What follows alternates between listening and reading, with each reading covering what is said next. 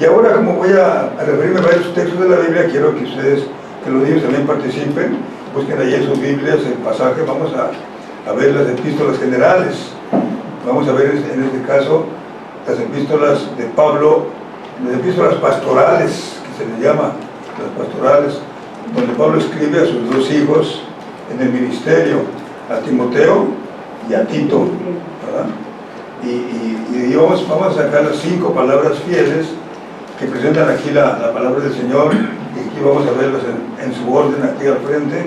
Estoy un poquito espantado porque veo que cambia, y es que ya estoy controlando todo desde allá, ¿verdad? Pues dime, yo me quedé asustado y por eso me equivocaba ahí con la música, pero qué bueno que desde allá se pueda controlar para que esté al lado de su esposo, porque así la quiere él allá a su lado, ¿verdad? Muy bien. Entonces, estas cartas, primera y segunda Timoteo y Tito, se consideran como las cartas pastorales. Son 3, porque en el ministerio de Pablo resultaron estos 2 discípulos de él, muy distintos, somos muchos, pero a estos 2 les escribió, no escribió a Epafras ni a todos ellos que menciona ahí en la Biblia, pero menciona a aquellos que se distinguieron porque le siguieron en el ministerio en algún momento, especialmente Timoteo y Tito. A la diferencia entre Timoteo y Tito es Timoteo era hijo de mujer judía y de un padre extranjero, y ese Tito era griego, no era judío, así que él les escribe, y notamos ahí, a mí me gusta mucho, hermanos, el que habla ahí de 5 palabras fieles que encontramos en la Biblia, que describen la vida cristiana, una vida cristiana normal. Está presentada en esas 5 palabras fieles, ¿verdad? La primera de ellas la encontramos en el primer capítulo, los versículos de 12 en adelante, los 12 al 17. De todas maneras, si ustedes quieren abrir sus Biblias, o ahí lo tiene ya este niño, muy bien, ahí pueden ayudarles para que encuentren en su Biblia el pasaje. Es en las epístolas de Pablo, ¿verdad? Que dice ahí uno de los dedos, epístolas de Pablo, y epístolas generales y luego Apocalipsis. Bueno, la del medio, ahí está, ok. Y dice así la palabra de Dios: doy gracias a Cristo Jesús, nuestro Señor, porque me tuvo por fiel, poniéndome en el ministerio, habiendo yo sido antes blasfemo, perseguidor e injuriador, mas fui recibido a misericordia, porque lo hice por ignorancia, en incredulidad. Pero la gracia de nuestro Señor fue más abundante con la fe y el amor que es en Cristo Jesús. Y aquí viene la palabra fiel. Palabra fiel es más digna de ser recibida por todos. Que Cristo Jesús vino al mundo para salvar a los pecadores, de los cuales yo soy el primero. La primera palabra fiel. Pero por esto fui recibido a misericordia, para que Jesucristo mostrase en mí el primero toda su clemencia, para ejemplo de los que habrán de creer en él para vida eterna. Por tanto, al Rey de los siglos, inmortal, invisible, único y sabio Dios, sea honor y gloria por los siglos de los siglos. Amén. Es una riqueza bíblica preciosa para todos, es una riqueza bíblica, tiene mucho ahí que enseñarnos. Inclusive me puse a pensar aquí de pronto que el último versículo nos presenta cuando menos 4 de sus atributos, ¿verdad? Dice, por tanto, al Rey de los siglos, inmortal, invisible, único y sabio. Ahí están 4 atributos del Señor, ¿verdad? Uno de ellos es de los morales, porque podemos aprender de él a ser sabios, a ir transformando nuestra mente para llegar a tener la mente de Dios y llenando nuestro corazón de la Biblia. Pues hablemos de la Biblia, porque por la modestia del corazón si llenamos nuestra Biblia, nuestro corazón de Biblia, vamos a hablar fácilmente la palabra de Dios. Y la Biblia dice el Señor, mi palabra que sale de mi boca no volverá a mí vacía, antes será lo que yo quiero y será prosperada en aquello para que la envíe. Pero eso es un tema para otra ocasión, ¿verdad? Lo que queremos concentrarnos es en las palabras fieles. Y leía en otra versión, hermanos, precisamente una que mencionó hace un rato el hermano, ¿cuál mencionaste? Una de las Biblias, mencionaste una versión. Dios habla hoy. Dios habla hoy. Ahí le cambia mucho, le quita la palabra fiel y nada más dice ahí ciertísimo, ¿verdad? Y pues para mí tiene más fuerza cuando dice palabra fiel. Ahora, las 5 palabras fieles, hermanos, las 5 palabras fieles hablan de la vida cristiana en su totalidad. Y la primera palabra fiel habla del inicio de la vida cristiana. ¿Cómo empezamos la vida cristiana? Y ahí está en el versículo 15, palabra fiel y digna de ser recibida que Cristo Jesús vino al mundo para salvar a los pecadores, de los cuales yo soy el primero. Y lo hice así, para que veamos que hay una división natural en ese versículo. Cristo Jesús vino al mundo. Segundo, para salvar a los pecadores, tercero de los cuales yo soy el primero. Y ahí se presenta en este versículo el inicio de la vida cristiana. ¿Cuándo iniciamos la vida cristiana? Según este versículo, cuando sabemos que Jesús vino al mundo. Y ahí hay también mucho tema, mucho de profundidad, porque dice ahí el texto, Jesús vino al mundo. ¿Cómo vino? ¿Cómo lo hizo? Vino en una forma muy natural, nació de una virgen. Pero él ya sí existía, ya era. Dice la Biblia ya en Juan 1, en el principio era el verbo, y el verbo era con Dios, y él estaba en el principio con Dios, y todas las cosas por él fueron hechas, y sin él nada de lo que ha sido hecho fue hecho. Desde el principio era el verbo, y el verbo era Dios, y el verbo era con Dios. Me faltó esa partecita ahí, ¿verdad? Así que desde el principio, cuando vimos la palabra principio, para empezar, ¿cómo empezó todo? Con la creación del mundo, dice Génesis 1, en el principio creó Dios los cielos y la tierra. Bueno, en ese principio ya era el verbo, y estaba con Dios, y todas las cosas por él fueron hechas, y sin él nada de lo que es hecho fue hecho. Y aquí en el versículo Pablo nos dice, vino al mundo el verbo que ya estaba con el Padre cuando fueron todas las cosas creadas, y que es Dios, y todo lo demás que ahí encontramos en ese versículo, ¿verdad? Él vino al mundo en forma humana, y esto lo recordamos principalmente cuando llega la Navidad, ¿verdad? Cuando hablamos acerca del nacimiento del Señor Jesús y todo lo que envuelve a esto. Y a eso es a lo que se refiere Pablo, vino al mundo. Así que esa es la grandeza o lo hermoso de la salvación, ¿verdad? Que viene de parte del Señor Jesucristo, que vino al mundo.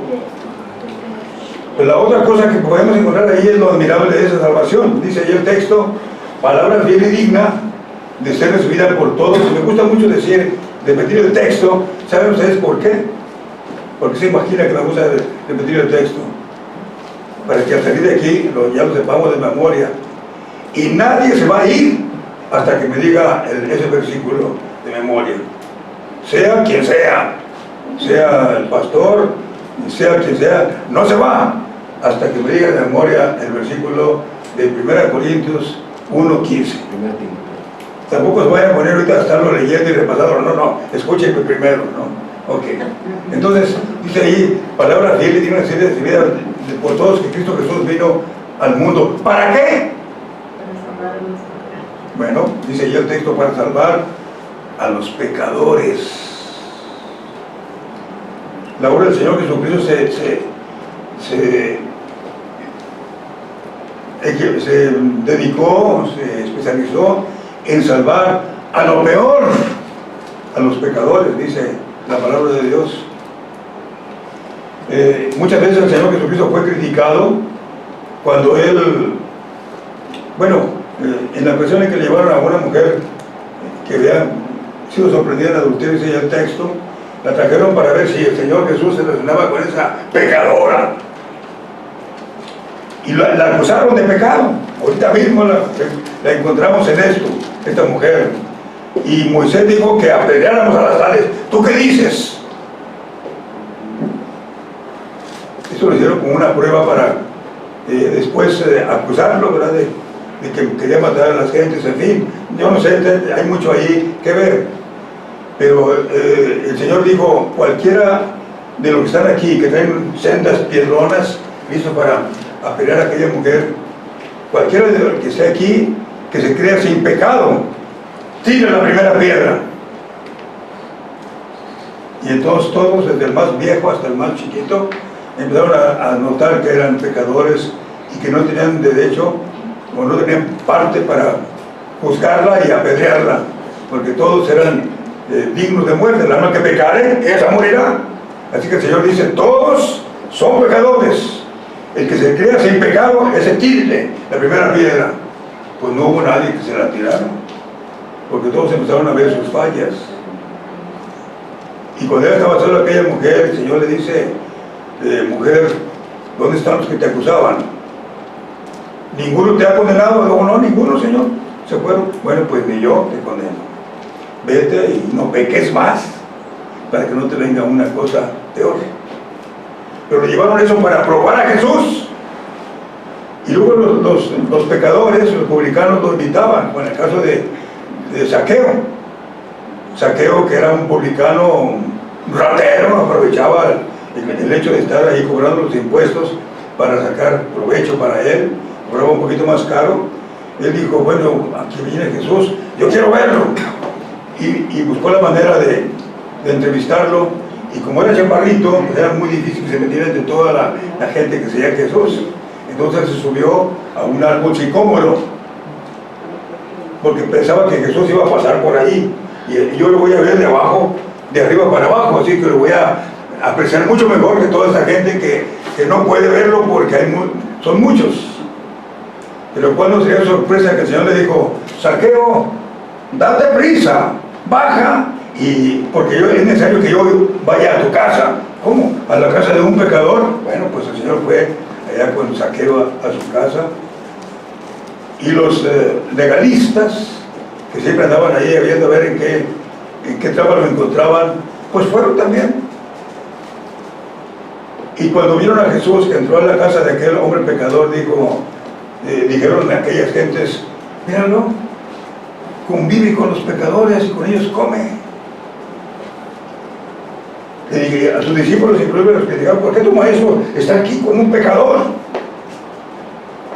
Y el Zaqueo rompió aquella conversación y dijo, maestro, he aquí que mis bienes doy a los pobres, y si en algo he defraudado a alguno, se lo devuelvo cuatriplicado. Y el Señor dice, hoy ha venido la salvación a esta casa, porque también él es descendiente de Abraham. Pero lo interesante es que aquel hombre pecador, aquel ladrón allí, reconoce su culpa y dice, Señor, lo que yo tengo ahora lo reparto a los pobres, todo. Y si en algo se les defraudó a algunos, se los devuelvo cuadriplicado. Y el Señor dice, hoy ha venido la salvación a esta casa porque el Hijo del Hombre vino a buscar y a salvar lo que se había perdido. Y esa es la verdad que encontramos aquí en el texto, y es el que entusiasma a Juan aquí en esa primera palabra fiel, donde vemos que el Señor viene a buscar, el Señor vino para buscar a lo que se había perdido. Bien. Ahora, Una verdad encontramos en la Sagrada Escritura, hermanos, a lo largo de todo el ministerio del Señor Jesús, que Él buscaba a los pobres, a los humildes y a los pecadores. También en otra ocasión dijo el Señor: yo no he venido, los que están sanos no tienen necesidad de médico, sino los que están enfermos. Y yo no he venido a buscar a justos, sino a pecadores, al arrepentimiento, porque son los que necesitan la salvación. El Señor se especializó en buscar a los pecadores. Me acuerdo de aquella mujer que vino a Jesús cuando Él estaba reunido ahí en la casa de uno de los fariseos. Por fin hubo un fariseo que le dijo: oye, Señor, yo quiero que vayas a casa para comer con nosotros. Sí, ¿cómo no? Y entró a la casa de Simón, el fariseo, y estaban ahí sentados, el Señor enseñando a la gente, cuando de pronto entra una mujer pecadora, y se recuesta o se pone a los pies de Jesús y empieza a llorar profundamente, y luego con su pelo secaba las lágrimas, los pies de Jesús, ¿verdad? Y entonces Simón, el fariseo, dijo: si fuera profeta sabría qué clase de mujer se le está acercando. Si fuera profeta, sabría quién es esa mujer. Y era la mujer pecadora, la que había tenido 7 demonios. Y el Señor dice: Simón, tengo una cosa que decirte. ¿Sí, maestro? Mira, yo entré en esta casa y tú no has puesto agua para lavar mis pies, como suele hacer todo judío. Sin embargo, ella, mira, ha lavado mis pies con sus lágrimas. No me diste el beso, porque también era una costumbre, un beso. Ella no ha dejado de besar mis pies. Y así varias cosas que mencionó de ella. Y le dice: ella ama mucho, porque mucho se le ha perdonado. Inclusive presenta al Señor ahí una parábola, ¿verdad? Y le dice: había un deudor, porque había un señor que le tenía 2 deudores, uno le debía mucho, otro le debía poco, y a ambos le perdonó. ¿A quién crees tú que ame más? Pues aquel que le perdonó muchas deudas. Bueno, pues esta mujer, mira todo lo que ha hecho, y sus pecados son perdonados. Vete, mujer, y no peques más. El Señor vino a buscar lo que se había perdido, hermanos, porque el Hijo del Hombre vino a buscar y a salvar lo que se había perdido, y entre más pecadores, mucho mejor. Déjenme platicarles un detallito que ha hecho. A lo mejor ya se los conté, ¿no? Pero ahí va otra vez.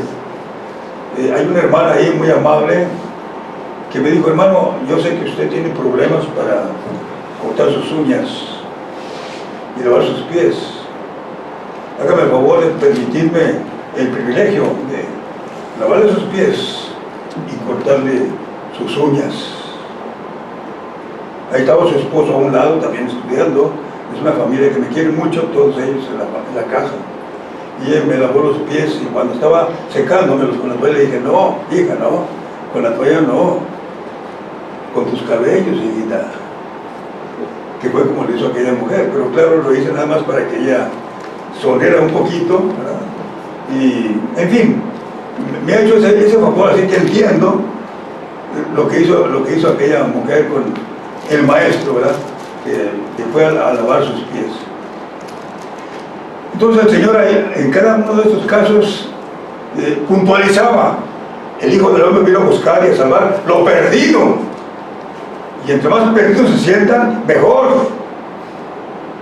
Y Pablo es uno de los que se siente que él había estado en condición muy crítica, porque dice: habiendo yo sido antes blasfemo, injuriador y perseguidor, el Señor tuvo misericordia de mí, dice el texto. Y entonces presenta esta palabra hermosa. Bien, hermanos, con esa experiencia inicia uno la vida cristiana, cuando ve que Jesús vino para salvarme, y a su vez cuando venimos a Él, pero reconocemos el pecado. Esto es importante, llegar a reconocer que somos pecadores. Algunas veces decimos nada más que se arrepientan de sus pecados, pero más que arrepentirse de todos los pecados, es reconocer que es pecador. ¿Quién hay aquí, hermanos, que no sea pecador? Levante su mano por un ratito allá, así en alto. Yo no soy pecador. ¿Verdad que no? Porque todos somos pecadores. Bueno, entonces es importante reconocer que somos pecadores y venimos a Él para buscar nuestro perdón. Ahora, cuando pasamos por esta experiencia, hermanos, y conocemos que Dios envió a su Hijo para mi bien y que vino a buscar a lo peor como yo, y que cuando reconozco mi pecado viene la salvación, entonces una persona nace de nuevo. Es cuando uno empieza su vida cristiana, cuando sabe que Jesús vino para salvarle, cuando se reconoce pecador y cuando sabe que Jesús, no importa lo que seamos, Él nos recibe y nos perdona. Y hay muchas pruebas bonitas de gente que luego a veces yo no me escapo, ¿verdad? Pero digo, pues no fue tan malo como yo, pero sin embargo el Señor lo bendijo. De repente también ahí me meto en ese peligro de juzgar. Pero quiero decir con esto, hermanos, yo tuve dos compañeros en el seminario, dos compañeros que fueron traficantes de drogas y fueron drogadictos hasta la pared de enfrente. Sin embargo, un día le dijeron a su papá o a sus familiares, quiero ir con esta vez con ustedes al templo, y fueron al templo para ahí rendirse a Cristo, y el Señor cambió sus vidas de una forma maravillosa. Tuve tres compañeros en el seminario, uno de aquí que asistía a sus papás, sus hermanas, su mamá y su hermana a la iglesia Betania, y él dijo, yo quiero ir al templo, y fue y se entregó a Cristo. Pero el más que a lo mejor ustedes oyeron alguna vez hablar de él, Alfonso Víctor Muñoz, que era contrabandista, y fue fichado a los Estados Unidos para no volver a entrar a Estados Unidos por muchos años, hasta que se le perdonara aquella injuria, y por ese tiempo no pudo entrar a Estados Unidos porque estaba fichado. Pero llegó el momento que le perdonaron, y entonces empezó para él una oportunidad muy bonita para predicar en todos Estados Unidos y predicar en el mundo. Llegó a ser un evangelista, no a la altura de Billy Graham, pero sí visitó varios países para llevar el mensaje del evangelio, porque él había sido drogadicto y contrabandista. Sin embargo, el Señor le perdonó y ahora le servía. Bien, hermanos, entonces las 5 palabras fieles describen la vida cristiana. Y para empezar, cuando se inicia cuando comprendemos que Jesús vino a mí, pecador, para salvarme, y yo reconozco mi pecado y me confieso y le digo a Él que entre a mi corazón. Y dice, aquí estoy a la puerta y llamo. Si alguno oyere mi voz y abriere la puerta, entraré a Él y cenaré con Él y Él conmigo. Ese es el inicio de la vida cristiana. Ahora, vamos a la segunda palabra fiel. El capítulo 3, tomamos nada más el versículo 1, donde dice el Señor, palabra fiel. Si alguno anhela obispado, buena obra desea. ¿Y por qué lo presenta Pablo allí, hermanos? Porque una palabra que realmente ha conocido a Cristo como su Salvador personal, inmediatamente quiere hacer partícipe de esa experiencia a mucha gente. O bien le dice, Señor, ¿qué quieres que yo haga? Y busca la manera de servir al Señor, que su vida se caracterice por una vida de servicio. Una persona realmente convertida inmediatamente busca la manera de servir al Señor. Por eso Pablo les presenta eso. Si alguno anhela lo mejor de lo mejor, que es el pastorado, buena obra desea. Y luego ahí presenta una serie de condiciones que no viene al caso mencionar ahorita, pero lo que quiero decirles es que la primera cosa que quiere ser una persona que realmente conoció a Cristo es servir al Señor. Y la mejor manera de servirle, ¿saben ustedes cuál es? ¿Cuál sería, hermano? ¿Cuál, verdad? ¿Cuál sería, hermano, la mejor tarea que una persona puede desempeñar? ¿Cuál sería más? ¿Cuál sería, Daniel? ¿O cuál será? Entregar nuestra vida al servicio, al ministerio, hermano. Es el mejor trabajo por el Señor, el ministerio. O una señorita de misionera, y en el seminario pues iban las personas que aceptaban a Cristo Jesús y los iban a preparar para servir al Señor, porque es lo primero que uno siente, el deseo de servir al Señor. Y Pablo dice, si alguien anhela el obispado, que es la primera actividad, la más importante, buena obra desea, pero conviene que este sea así y así, dice más adelante. Ese es tema para en otra ocasión. Pero luego hay una segunda actividad que también es muy importante, quizás no tanto como el ministerio, es el diaconado. Y ahí a mediados del capítulo dice, los diáconos a sí mismos sean, y presenta ahí alguna serie de características acerca de ellos. Pero es la segunda cosa en la vida de la iglesia en la que puede servir una persona. Y esa la menciona Pablo en este capítulo, el pastorado y el diaconado. Y aparte de eso hay otras maneras de servir, ¿verdad? Por supuesto. Pero las que funcionan en la iglesia son pastor y diáconos.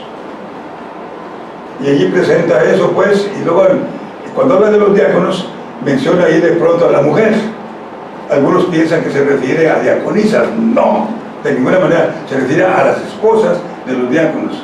Un hombre que tiene una esposa que no reúne las condiciones que se requieren de una esposa de pastor, no puede ser diácono. Tiene que ser diácono, pero usted debe estar respaldado con la conducta de su esposa y de sus hijos, dice el texto. Bien, lo que quiero decir, hermanos, que quede claro, es que después de haber aceptado a Cristo, uno quiere servir al Señor, uno se compromete a servir al Señor. Y allí es donde hablamos acerca de una prueba de una nueva conversión, de una conversión. ¿Cuál es la prueba de que una persona es convertida, es salva? Pues que su vida se compromete con el Señor, de alguna forma. Es cuando dice el Señor Jesús, dice, como la Biblia dice, hacer frutos dignos de arrepentimiento.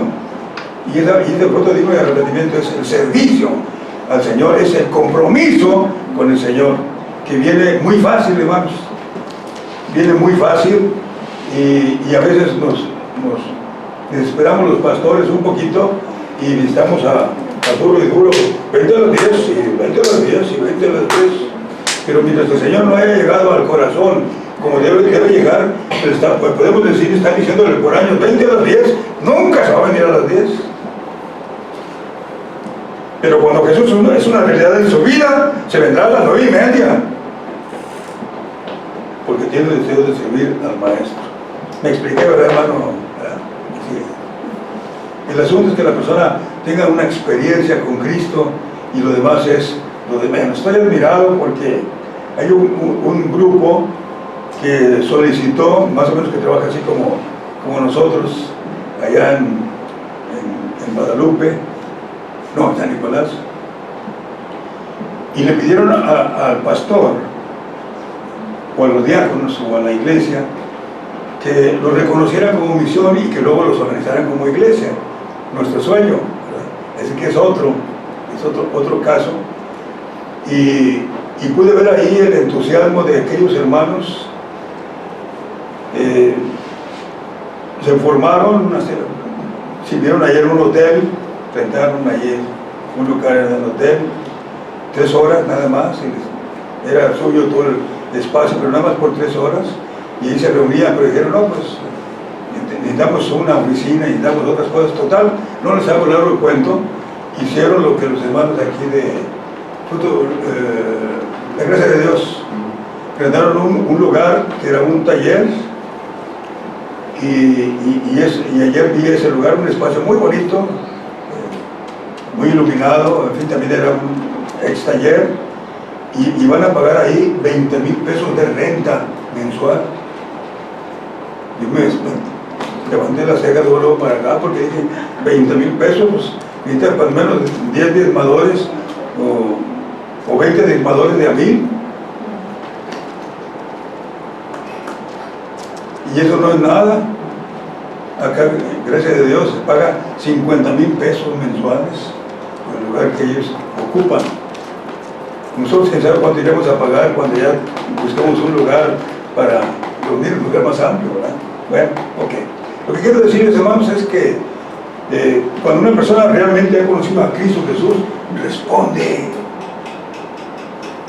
Lo único que tenemos que hacer es leer la Biblia y hablar de ella para que vayamos conociendo mucho mejor, y conociendo mejor al Señor podamos servirle mejor, le rendimos mejor cuando conocemos su palabra bendita. Bueno, lo que requerimos, pues, hermanos, es que haya esa experiencia de salvación, y entonces hay la disposición de servir, el de comprometerse con el Señor, ¿verdad? Tengo por qué, como dice Pablo, porque me es impuesta necesidad, y hay de mí si no anunciaré este evangelio. Bien, entonces inicia con la conversión, luego se pone uno en la voluntad de Dios, sea como pastor o como diácono o una persona que está sirviendo al Señor con su influencia donde quiera que esté, y es usado por Dios.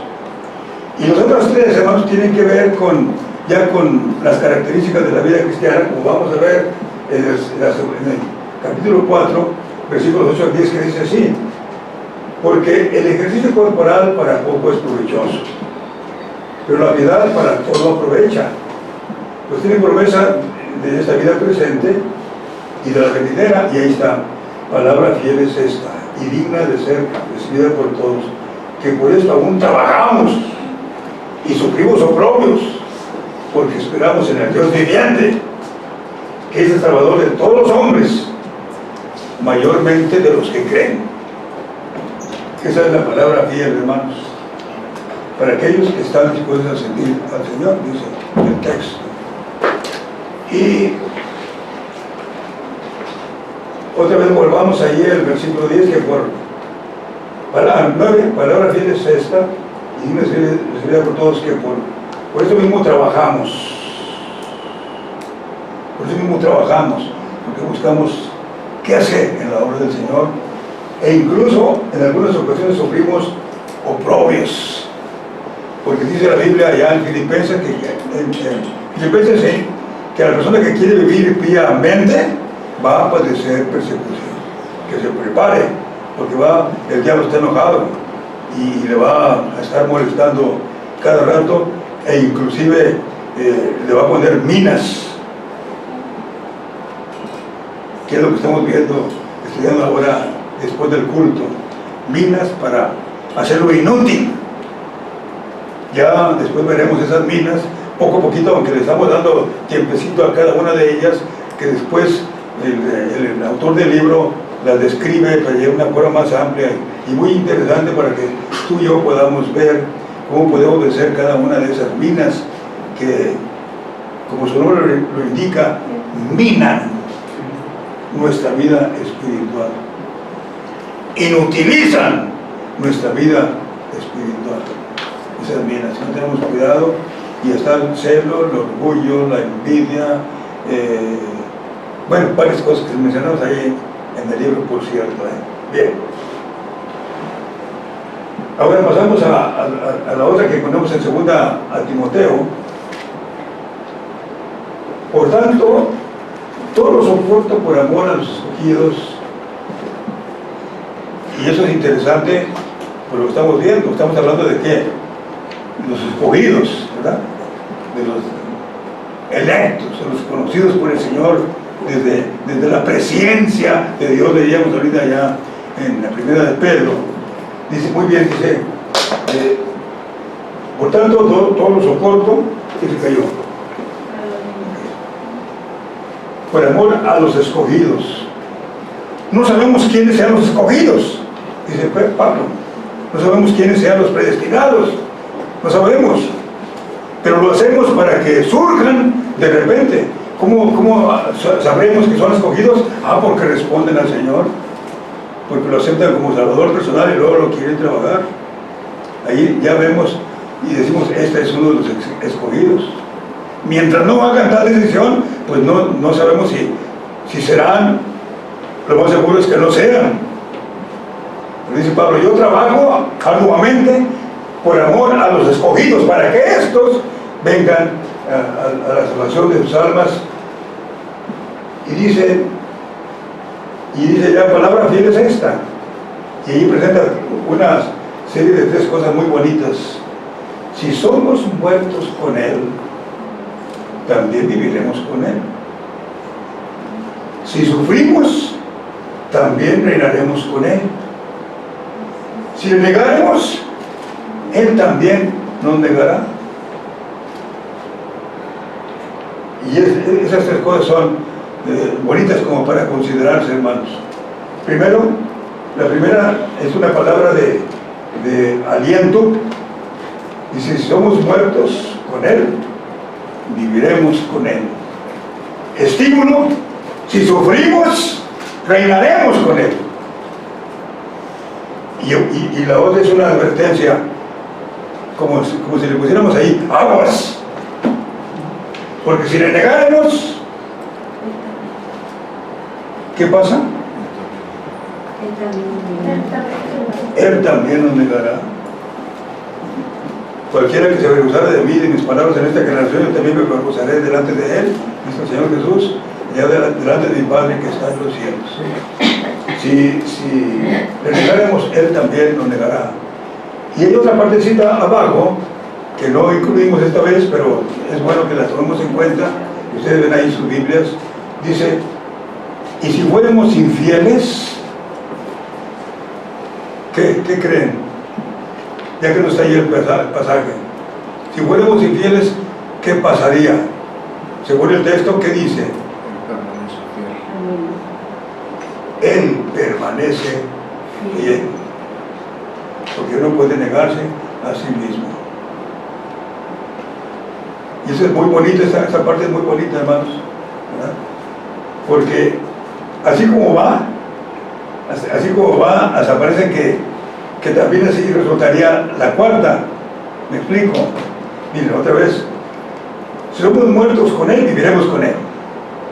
Si sufrimos, reinaremos con Él.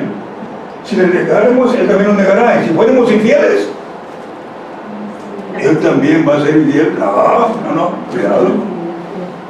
Él permanece fiel. Y aquí, en esta partecita, hermanos, hay una gran oportunidad. Nos recuerda a Pedro, cuando el Señor le dijo, a donde yo voy, vosotros no podéis venir. Y le dice Pedro, ¿por qué no podemos ir? Yo estoy dispuesto a servirte. Y el Señor, así en forma como de broma, le dice, Pedro, no cantará el gallo sin que me niegues 3 veces. Y todos se rieron, según algunas gentes, ¿verdad? Él lo dijo en buen humor, el Señor, ahí en ese momento. Pero, después de todo, le dijo una gran verdad, ¿verdad? Tú prometes que tú vas a ser fiel. Pues aguas, porque no va a cantar el gallo sin que tú ya me niegues 3 veces. Y todavía Pedro le dice, no, Señor, no me conoces de lo que yo soy capaz. Mira, si todos esos te niegan, yo no, mi alma pondré por ti. Ya el Señor ya no le dijo nada. Cuando se trató del juicio del Señor, todos se fueron. Cuando lo aprendieron allá en el monte, todos lo dejaron. Porque el grito está, y toma al pastor y las ovejas serán dispersas. Dice el texto, y el Señor tuvo cuidado de cumplir esa parte de la profecía respecto a Él. Así que sus discípulos, patas, ¿para cuándo son? Se fueron. Nada más quedaron ahí Juan y Pedro. Juan estuvo muy de cerca cuando estaba ya en la cruz, y cuando Pedro le negó, conservó el deseo de seguir ahí a pesar de todo. Así que entró allá ya con la autorización de las autoridades, porque Juan era conocido de la suprema autoridad.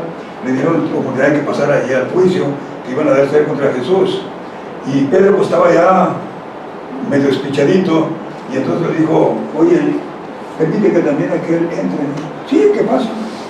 Y entonces ya Pedro entró, nada más que empezó ya a contarse con la gente impía, y eso empezaron a decirle: oye, me parece que tú también eres de ellos.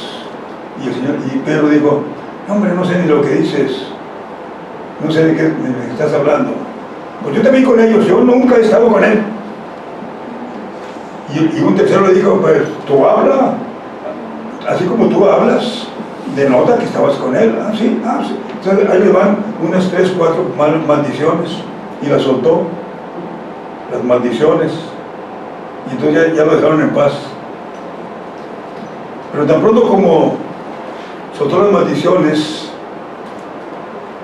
el gallo cantó, y Pedro se dio cuenta del canto del gallo. ¿Qué creen que hizo?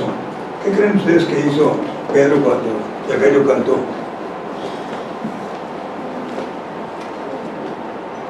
Después de que le había dicho: aunque todos te negaré, yo no. Y el Señor le dijo: cuando cante el gallo, me negarás 3 veces. El gallo cantó. ¿Qué creen que sintió Pedro? Pena. Lloró amargamente, dice la palabra de Dios.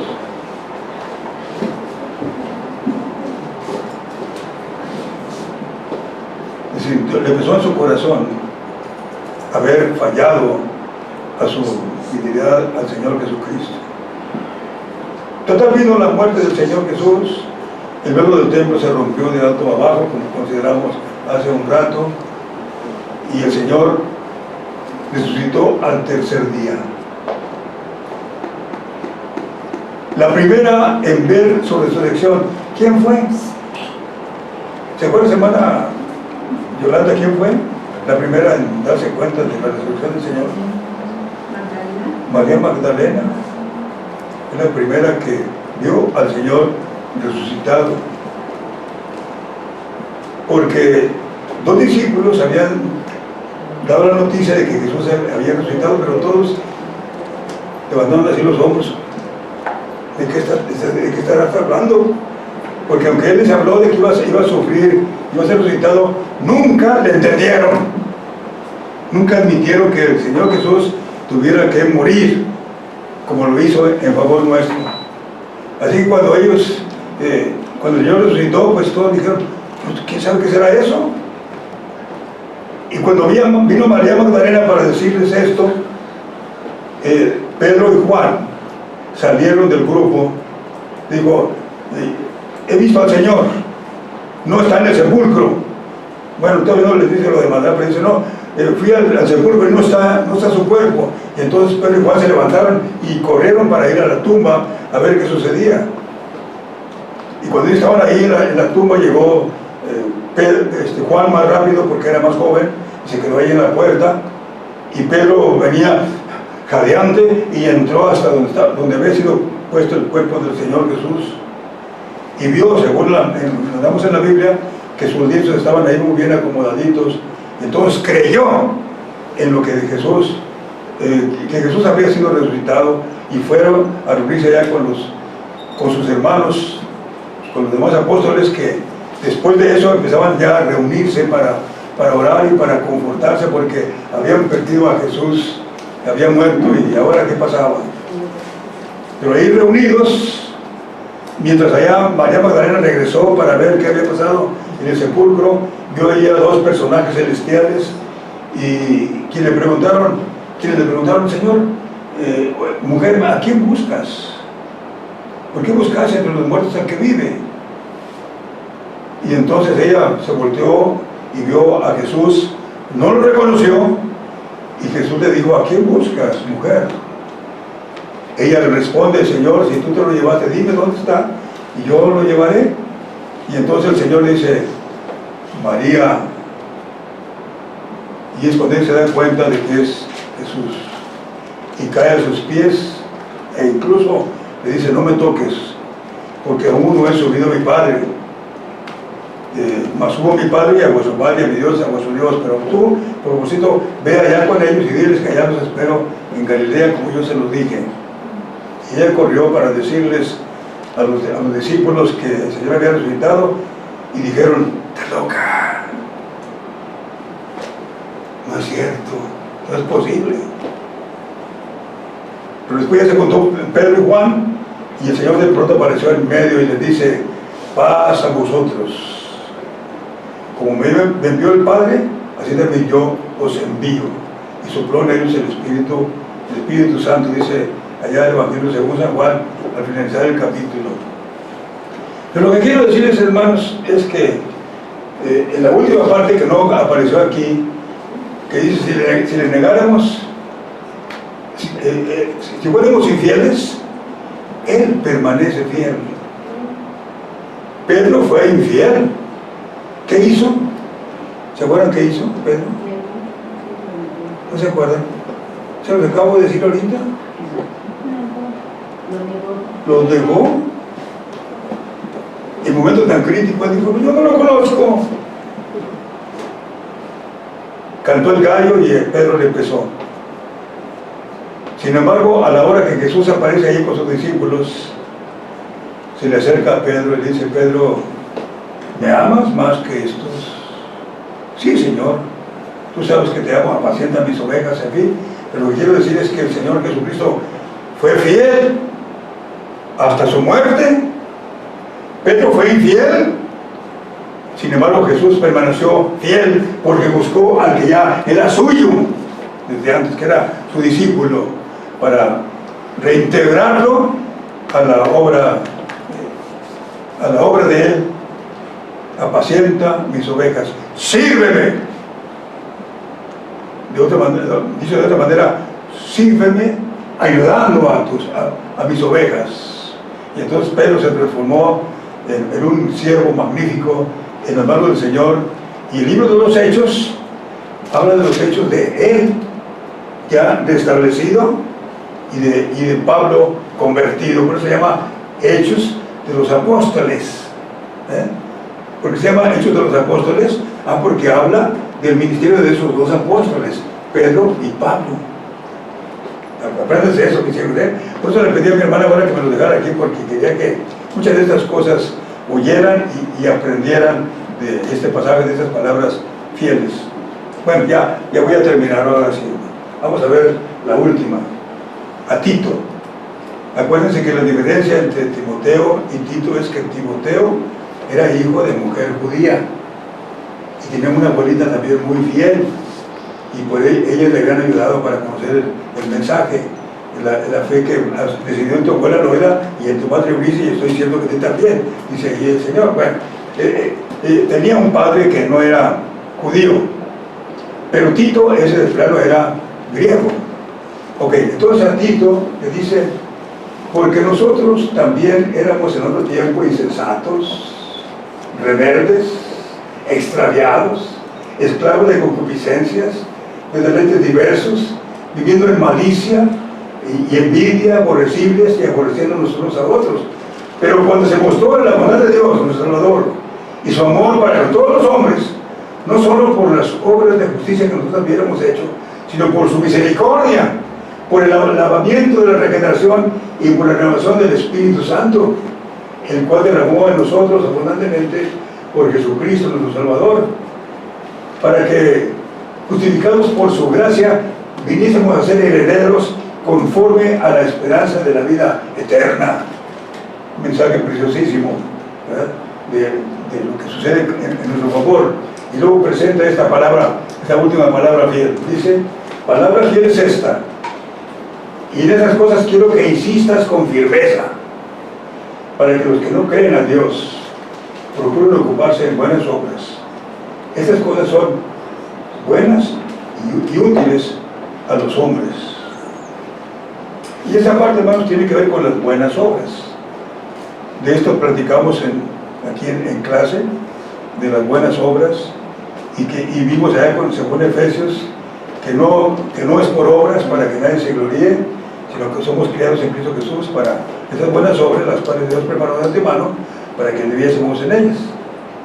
Así que Él no nos salva por nuestras buenas obras, sin embargo nos salva para que hagamos buenas obras. Allá en Efesios capítulo 2, 8 al 10, por gracia sois salvos por la fe, y esto no de vosotros, pues es un don de Dios, no por obras, para que nadie se gloríe, porque somos hechura suya, criados en Cristo Jesús para buenas obras, las cuales Dios preparó de antemano, para que ya como convertidos anduviésemos en ellas, ya tuviéramos esas características de buenas obras. Y eso es lo que habla aquí Pablo a Timoteo. Y nótese, hermanos, lo que dice ahí el texto. Palabra fiel es esta, y en esas cosas quiero que insistas con firmeza, para que los que creen en Dios procuren ocuparse en buenas obras. Y esa parte tenemos que puntualizarla muy bien, para que los que creen en Dios procuren ocuparse en buenas obras, que demuestren que son salvos, que procuren demostrar que son salvos. Y nótese, hermanos, que dice ahí el texto, para que los que creen en Dios procuren ocuparse en buenas obras. Hubo una versión muy bonita que duró muchos años, de 1909 hasta 1960. Esa era la versión anterior, y yo me quito, hermano Simbrón, el sombrero ante esos pastores que predicaron usando la versión de 1909. Ya con la versión de 1960 ya viene más claro, pero ellos predicaron allá de acuerdo con esa versión, y vaya que se sudaban para predicar.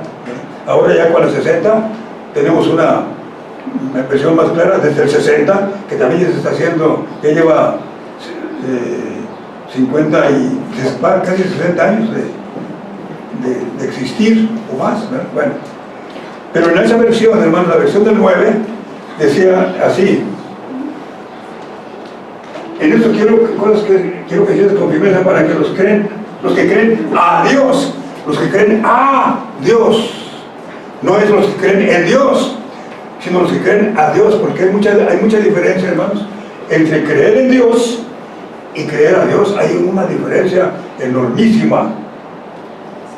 Creer en Dios es como el diablo. Dice Santiago: ¿tú crees que Dios es uno? Bien haces. También los demonios creen en Dios y tiemblan.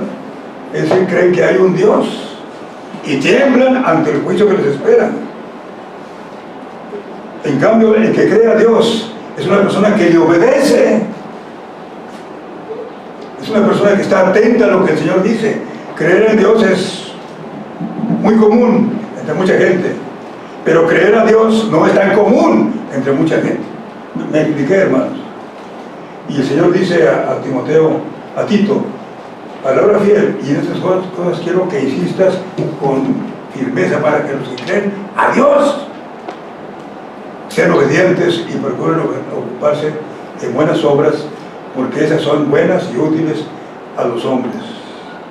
Y nos dedicamos mucho tiempo hablando acerca de las buenas obras, e inclusive tomamos aquella parte que menciona Isaías. Ahorita no me acuerdo del versículo, pero aquí me va a ayudar mi hermano Enrique, para que veamos ese versículo que se encuentra en Isaías, donde dice que nuestras buenas obras son como trapos de inmundicia delante de Dios.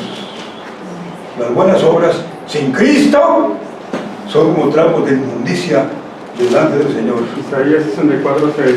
64:6, busquen, hermanos, ahí Isaías 64:6 dice que nuestras buenas obras, cuando se hacen para ganar la gracia de Dios, son como trapos de inmundicia delante de Dios.